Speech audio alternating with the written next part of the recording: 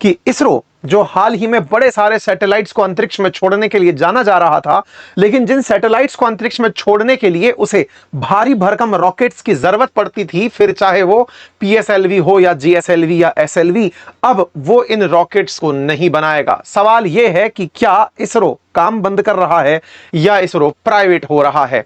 इसरो के बारे में यह जानकारी इसरो का एक प्राइवेट ऑर्गेनाइजेशंस के साथ डील करने वाला संस्थान जिसका नाम आईएन स्पेस है, उसके चेयरमैन के द्वारा मीटिंग में कही गई। यह जानकारी जैसे ही बाहर आई और चर्चा इस तरह से तैरने लगी कि इसरो अब आने वाले समय में लॉन्च व्हीकल नहीं बनाएगी। असल मायने में सैटेलाइट्स के लिए लॉन्च व्हीकल रॉकेट्स ही होते हैं, और जब इसरो इसे नहीं बनाएगी तो हेडलाइन का सेकंड पार्ट था कि अब यह प्राइवेट सेक्टर काम करेगा। इसका मतलब क्या हमारे इसरो का भी प्राइवेटाइजेशन हो रहा है?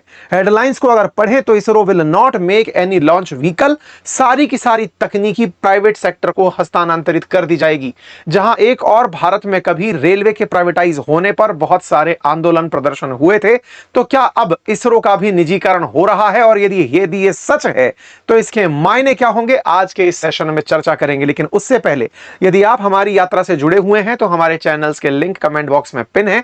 आप जहां जहां से हम जा रहे हैं वहां की कथाएं और कहानियां आपके साथ साझा करते हुए हम अपने तमाम चैनल्स पर साझा कर रहे हैं।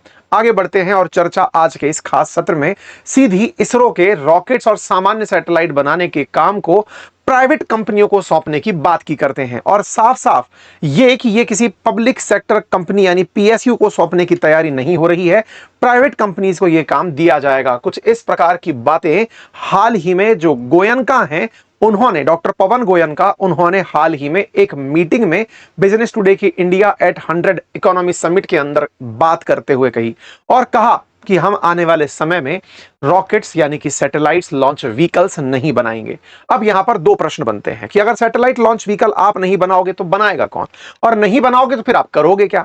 तो इनका कहना है कि हम लोग रिसर्च पर फोकस करेंगे, यानी इसरो का काम भविष्य में नई तकनीकी पर काम करना, वैज्ञानिकों की मदद से वो सब विकसित करके प्राइवेट कंपनियों को देना ताकि वो इसका मास स्केल पर प्रोडक्शन कर सके। अब आपके दिमाग में सवाल आएगा कि जब खुद बनाओगे, तकनीकी खुद बनाओगे, तो प्राइवेट कंपनी को दे क्यों रहे हो, खुद क्यों नहीं चला रहे हैं? तो इनका कहना है कि जब प्राइवेट कंपनियां इन्वॉल्व होंगी तो प्राइवेट सेक्टर के इन्वॉल्व होने से निजी पैसा स्पेस सेक्टर में एंट्री करेगा, और जब यह पैसा स्पेस में एंट्री करेगा तो भारत सरकार का जो इन्वेस्टमेंट है वो बचने लगेगा, और जब सरकार का इन्वेस्टमेंट बचने लगेगा तो वो उस पैसे को कहीं और लगा सकेंगे। लेकिन इस बात में अर्ध सत्य ही है।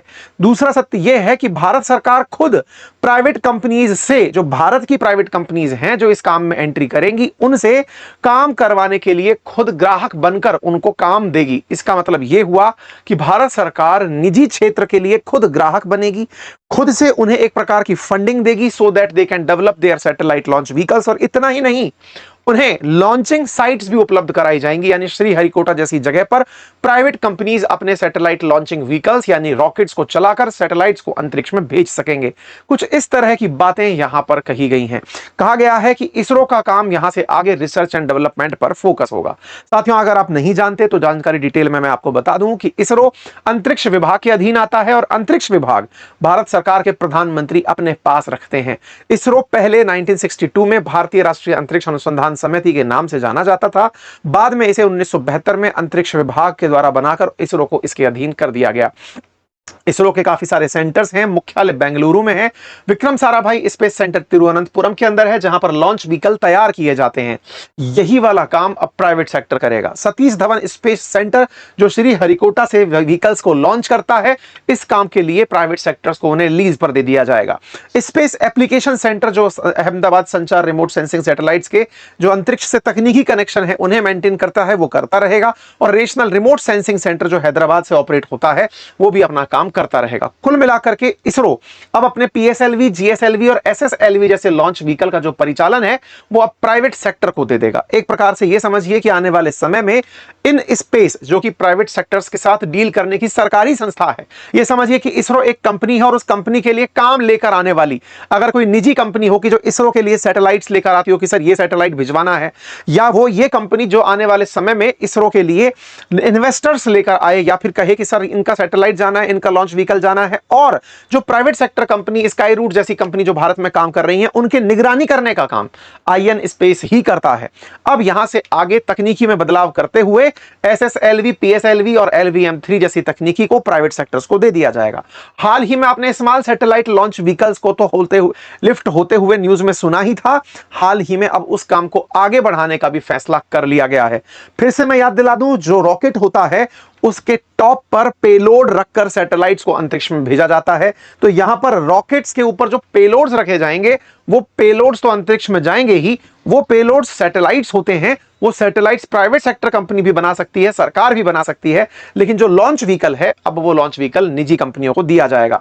भारत के पास जहां तक बात हो लॉन्च व्हीकल्स की, तो हमारे पास पोलर सैटेलाइट लॉन्च व्हीकल है, जियो सिंक्रोनस लॉन्च व्हीकल है, एलवीएम-3, एसएसएलवी, तमाम प्रकार के लॉन्च व्हीकल्स फिलहाल हमारे पास हैं, जिनसे हम गगनयान, मंगलयान या फिर आदित्य L1 जैसे मिशन को अब तक भेज चुके हैं।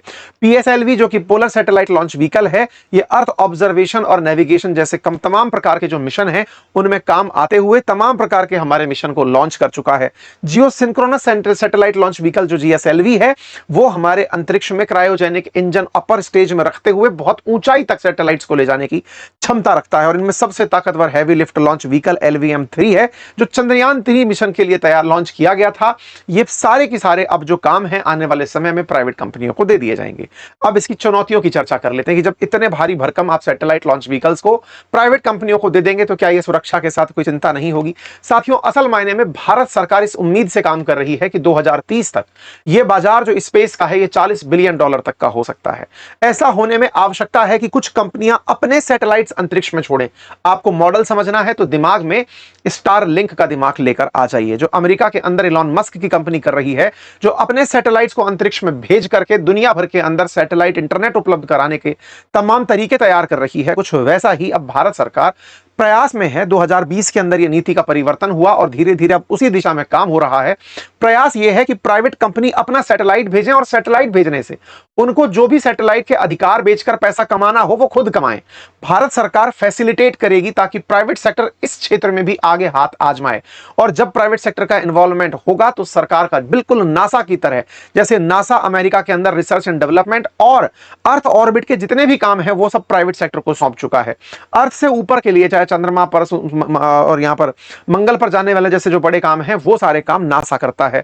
कुछ उसी तर्ज पर अब भारत भी अपने छोटे कामों को प्राइवेट सेक्टर को देते हुए खुद आगे के बारे में विचार कर रहा है। लेकिन इससे बड़ा चुनौती यह है कि अगर आपने ये सब किया, आपने तकनीकी हस्तांतरण प्राइवेट कंपनियों को किया, इसरो के वैज्ञानिकों को जो तनख्वाह मिलती है वो सरकारी होती है, लेकिन इस सरकारी तनख्वाह प्राप्त आदमी के सामने जब विकल्प के रूप में प्राइवेट कंपनीज होंगी, जो उनसे ये कहेंगे कि सर लॉन्च व्हीकल तो हम ले ही रहे हैं, चलाने के लिए भी आप ही आ जाइए, या हम लॉन्च व्हीकल तो ले ही रहे हैं, इसकी मेंटेनेंस, सर्विसिंग और इसको और उन्नत कैसे बनाएं, इसके लिए आप आ जाइए। ऐसे में इसरो से बड़ी संख्या में ब्रेन ड्रेन हो सकता है।